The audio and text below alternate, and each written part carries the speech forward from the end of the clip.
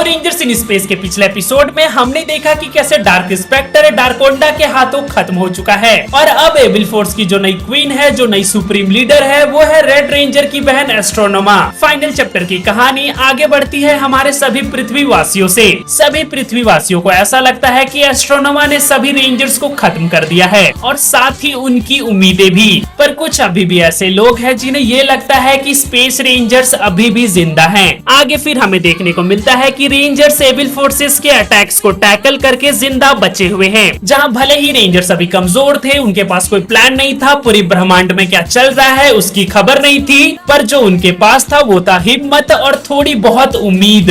क्योंकि किसी महान इंसान ने कहा है कि उम्मीद पे तो पूरी दुनिया कायम है। कहानी आगे बढ़ती है और अपने रेड स्पेस रेंजर एंड्रोस को अभी भी ये उम्मीद थी कि एस्ट्रोनोमा के अंदर उसकी बहन करोन अब भी जिंदा है, इसीलिए वो अपने प्राइम फॉर्म बैटलाइजर को डायरेक्ट अनलॉक करके स्पेस की ओर चला जाता है। वहीं दूसरी तरफ पृथ्वी में सभी एविल फोर्सेस बाकी के पावर रेंजर्स को ढूंढ रही थी। और ये जो सीन आप अभी अपने स्क्रीन पर देख रहे हो, इसका तो अलग ही फैन बेस है हम पावर रेंजर्स फैंस के बीच, जो कि हम इंसानों की यूनिटी को दिखाता है। और साथ ही इसी सीन के कारण असली के रेंजर्स को थोड़ा बहुत टाइम मिल जाता है अपना प्लान बनाने का। पृथ्वी में बाकी रेंजर्स अपनी लड़ाई शुरू करते हैं एविल फोर्सेस के खिलाफ, तो वहीं स्पेस में अपना रेड रेंजर एंड्रोस एक अलग ही जंग लड़ रहा था अपनी बहन करुण के लिए। स्पेसशिप में घुसने के साथ ही एंड्रोस की मुलाकात एक्लिप्टोर से होती है, जहां उसे बचते हुए एंड्रोस एक हिडन रूम में चला जाता है, जहां उसे ज़ोर्डॉन देखने को मिलते हैं। ज़ोर्डॉन को जिंदा देखकर एंड्रोस खुश हो जाता है, मगर ये खुशी बस थोड़ी देर की थी। ज़ोर्डॉन एंड्रोस को ये सलाह देते हैं कि तुम मेरे इस एनर्जी ट्यूब को खत्म कर दो, जिससे गुड एनर्जी वेव्स बाहर निकलेगी, जिससे मशीनी एम्पायर, लॉर्ड जेड, रीटा रिपल्सा,